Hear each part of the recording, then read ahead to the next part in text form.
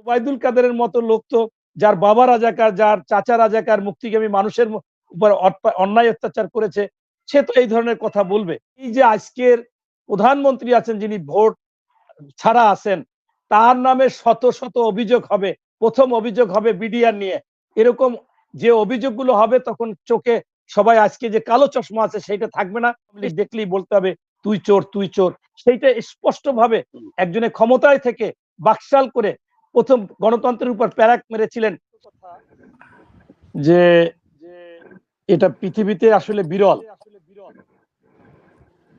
এরকম ভোট চুরি করে ক্ষমতায় থাকা, গণতন্ত্র হরণ করে ক্ষমতায় থাকা, এত মামলা দিয়ে ক্ষমতায় থাকা, এরপর গৃহপালিত দল করে ক্ষমতায় থাকা, সরকারের বিভিন্ন আইন শৃঙ্খলা এবং বিভিন্ন প্রতিষ্ঠানকে সরকারের অংশীদারিত্ব করে তাদেরকে দুর্নীতি করার সুযোগ দেওয়া। যেমন বেনজির আহমেদ আজকে যখন ক্ষমতায় নেই তখন পেপার পত্রিকায় কি পরিমাণ আসতেছে যে দুর্নীতি কাকে বলে। যে ব্যক্তির বেতন শুরু হয়েছিল 1470 টাকা দিয়ে বেসিক এবং শেষ হয়েছিল 78,000 টাকা দিয়ে, তার থেকে একটা মানুষ কি করতে পারে যদি সৎভাবে থাকতো। কিন্তু আজকে সে যখন ডিজি ছিল র্যাবের, তখন সে এই যে গুমগুলো হয়েছে, খুন হয়েছে, হত্যা হয়েছে, এগুলো এই সরকার প্রধানমন্ত্রী যে করেছে বা করিয়েছেন, এটা পৃথিবীতে বিরল। এরপর এই যে আমি স্বামী ডামি নির্বাচন, এটাও পৃথিবীতে বিরল। এই সমকামিতা নির্বাচন পৃথিবীতে কোথাও নেই। আওয়ামী লীগ নির্বাচন, অর্থাৎ তাদেরকে বিভিন্ন নাম দিয়ে, এবং সেটা এমন অবস্থা তিনি ঘরোয়াভাবে তার দলীয় লোকজনদেরকে বলেছিলেন, সেই বলার পরে সেই কথাটা বাহির হয়ে গেছে। উনি বলেছিল যে নির্বাচনে ভোটারদেরকে আনার জন্য আমাদের দল থেকেই ডামি নির্বাচন করতে হবে, মানে অর্থাৎ প্রার্থী যদি দাঁড়ায় তার স্বামী যদি প্রার্থী হয় তার স্ত্রীকে ডামি হিসেবে দাঁড় করাবে, তাহলে ওখানে লোকজন আসবে ভোট দিতে। মাইকটা একটু মিউট করে দিবেন বিকজ একো হইতেছে। সবার মাইকটা একটু মিউট করে দেন প্লিজ। না সাউন্ড ঠিক আছে সালাউদ্দিন ভাই, মাইকটা আপনার মাইকটা মিউট রাখেন একটু, সাউন্ডটা ইকো আসতেছে, একো আসতেছে মনির ভাই। হ্যাঁ ইকো আসতেছে, মিউট করে দেন, সবাই মিউট করে দেন। হ্যালো, হ্যাঁ এবার ঠিক আছে। সালাউদ্দিন ভাই এখন আবার একটু ইকো আসতেছে, আপনি বোঝায় মনির ভাই একটু মিউট করতে হবে।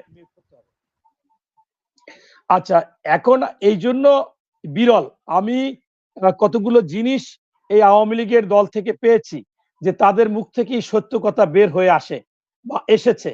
একটা হচ্ছে যে আপনার এই ওবায়দুল কাদের সাহেব সদ্য বলেছিল যে জিয়াউর রহমান কোথাও ঘোষণা দিয়েছে কিনা উনি জানে না। আসলে উনি জানবে কেমনে? আওয়ামী লীগের লোকজন তো আর যুদ্ধ করেনি। আসমা রব বলেছে যে আওয়ামী লীগের একজন লোকও যুদ্ধ করেনি, ওই দেশে গিয়ে সুযোগ সুবিধা ভোগ করেছে, বিভিন্ন কালারের পানি পান করেছে, বিভিন্ন ভালো ভালো জায়গায় আরামায়েশ করেছে, সেটা আমি এখন বলতে চাই না। এবং ওনার ভাই মির্জা কাদের আমার কাছে ভিডিও আছে, বলেছে যে আমি অসুস্থ, চিকিৎসা নিয়ে বাংলাদেশে আসছি, আমি আর মিথ্যা কথা বলবো না। আমার জ্যাঠা এবং আমার বাবা তারা ছিল রাজাকার, এবং আমি নিজের চোখে দেখেছি যে বিভিন্ন গরু, বড় বড় গরু মুক্তিগামীদের ধরে নিয়ে আসতো, মানে আইনা বাঁধতো, কোনো সময় জবাই দিয়ে খাইতো। এই কথা একাধিকবার টিভি চ্যানেল বা আপনাদের বিভিন্ন জায়গায় আছে। তো এখন ওবায়দুল কাদেরের মতো লোক তো যার বাবা রাজাকার, যার চাচা রাজাকার, মুক্তিগামী মানুষের উপর অন্যায় অত্যাচার করেছে, সে তো এই ধরনের কথা বলবে। তাই আমি মনে করি যে এরা বিভিন্ন সময় বিভিন্ন সত্য কথা বলে ফেলেন, এবং এখন হয়তোবা তারা বলতে চাচ্ছিল যে ছোট করার জন্য। আজকে এই যে প্রধানমন্ত্রী যে নির্বাচন 2018 সালে হয়নি, উনি যখন একটা কর্মসূচিতে গিয়ে দাঁড়িয়ে বলে যে আপনারা বারবার আমাকে ভোট দিয়ে নির্বাচিত করেন, এজন্য আমি কৃতজ্ঞতা, তখন ওনার পাশে যে ডিসি ভোট কেটেছে। এবারও দেখেছেন বিভিন্ন জাতীয় পত্রিকায় এসেছে ডিসিকে কত কোটি কোটি টাকা নিয়ে বিভিন্ন লোককে আপনার জয়লাভ করিয়েছেন, সেটা ডিসির নামে এসেছে। তাই ওই ডিসি হাসে যে আমি ভোট কেটে আমি ডিক্লার দিলাম, এসপি হাসে, ওনার আওয়ামী লীগের লোকজন হাসে। তো এইটা যে আসলে উনি যে বিরল, এটা তো প্রমাণ করে। আপনি দেখেন উনি যাদেরকে নিয়ে নির্বাচন করছে সেখান থেকে বের হয়ে আসছিল যে ওনার নির্বাচনের কোনো বৈধতা নাই। যেমন আপনার উনি মহাজোটের যে 18 সালে ছিল সেই রাশেদ খান মেনন, তিনি 2টা সমাবেশে বলেছে যে আমি নিজেও ভোটে নির্বাচিত না, আওয়ামী লীগের কেউ ভোটে নির্বাচিত না। আপনার এই যে আনোয়ার হোসেন মঞ্জু সাহেব, তিনি এই নির্বাচনের আগে নির্বাচন কমিশনের সাংবাদিকদের ওপেন বলল যে আমি যখন বাড়িতে নির্বাচনের 10 দিন পর গেলাম, যাওয়ার পরে সবাই বলে যে স্যার আপনি নাকি এমপি হয়েছেন, আমরা তো কেউ ভোট দিইনি, অথচ আমার এলাকায় আমি জনপ্রিয়। এইটা আমার এই আওয়ামী লীগের সাথে মিলে আমার এইটা হয়েছে, আমি লজ্জিত হয়েছি গিয়ে। আবার দিলীপ বড়ুয়া বলেছে, এরপর জাতীয় পার্টির আপনার যে চেয়ারম্যান বলেছে, মহাসচিব বলেছে, অর্থাৎ জিএম কাদের সাহেব বলেছে। সর্বসাকুল্যে ব্যাপার হচ্ছে যে এই বিনা ভোটে থাকা এবং গৃহপালিত কাউকে বানিয়ে থাকা, দামি স্বামী দিয়ে থাকা, এই যে প্রচলনটা বাংলাদেশে উনি করেছে, এই জন্য বিশ্বে উনি এই ক্ষেত্রে বিরল। এই বিরলের কোনো বিকল্প নেই এবং ইতিহাসেও ভবিষ্যতেও থাকবে। তাই আমি যখন বেনজির আহমেদের এই ঘটনাটা আসলো, আমি একটা ফোরামে, আমার স্থায়ী কমিটির মেম্বার ছিল ডক্টর মঈন খান, সেইখানে বলেছিলাম যে আজকে এই বেনজির না, যদি কোন রকম নিরপেক্ষ নির্বাচন হবে, নির্দলীয় সরকারের অধীনে কোনো নির্বাচন হবে, এই কথা যদি জানতে পারে সাংবাদিকরা, তবে এই যে আজকের প্রধানমন্ত্রী আছেন যিনি ভোট ছাড়া আছেন, তার নামে শত শত অভিযোগ হবে। প্রথম অভিযোগ হবে বিডিআর নিয়ে। এরকম যে অভিযোগগুলো হবে, তখন চোখে সবাই আজকে যে কালো চশমা আছে সেটা থাকবে না, স্পষ্ট হয়ে যাবে যে শত শত অপকর্মের এই সরকার প্রধান সহ সকলে জড়িত।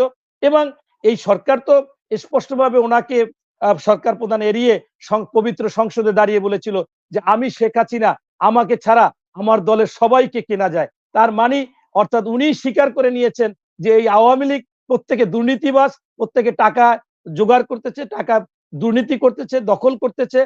এরপর যেখানে যে আছে সেখানে সেই কেনাকাটা হচ্ছে, ওনরা মানে অর্থাৎ ওনাদেরকে বেচা কিনা হচ্ছে এবং মন্ত্রীকে একজনে বিক্রি করে সে একটা টাকা নিচ্ছে, তাকে বিক্রি করে আরেকজনে টাকা নিচ্ছে। অর্থাৎ মনে করেন একটা ঠিকাদারির মতো, যে কেন্দ্র থেকে এক মন্ত্রীকে টাকা দিয়ে নিয়ে আসলো, সেটা আবার একজন এমপি আনলো, এমপি আনার পর উপজেলা চেয়ারম্যান, এরকম মানে যেটা উনি স্পষ্ট করেছে। এটা ওনার পিতা আমাদের শ্রদ্ধেয় স্বাধীনতার স্থপতি আমাদের বঙ্গবন্ধু শেখ মুজিবুর রহমান, তিনিও কিন্তু বলেছিলেন যে আমি পেয়েছি চাটার জাতি, আমি পেয়েছি চোরের খনি, চোরের জাত। এটা কিন্তু বলেছিল। ওনাদের একজন এমপি ছিল সাংবাদিক মুসা সাহেব, তিনি বলেছিলেন যে আওয়ামী লীগ দেখলেই বলতে হবে তুই চোর, তুই চোর। সেইটা স্পষ্ট ভাবে একজনের ক্ষমতায় থেকে বাকশাল করে প্রথম গণতন্ত্রের উপর প্যারাক মেরেছিলেন। সেই স্বাধীনতা যেটা মূল লক্ষ্য ছিল গণতন্ত্র, ভোট অধিকার, সেইগুলো হরণ করেছিলেন। একটি দলকে রেখে সকল দল বাতিল করেছিলেন, পত্রিকা সরকারি রেখে বাতিল করেছিলেন। সেইটাই আজকে পুরোপুরি বাস্তবায়ন ওই সময় না করতে পারলে আজকে উনি বাস্তবায়ন করতেছে। এজন্য আসলে বিশ্বে বিরল যে এরকম একটা ফ্যাসিস্ট সরকার বসে থেকে একেবারে বাকশালী কায়দার চেয়েও ডাবল স্ট্যান্ডার্ডের বাকশাল সেটা করতেছে। এটা পৃথিবীতে আপনি কোথাও পাবেন না এবং বাংলাদেশে এরকম কোন নজির দেখাতে পারবেন না। ধন্যবাদ।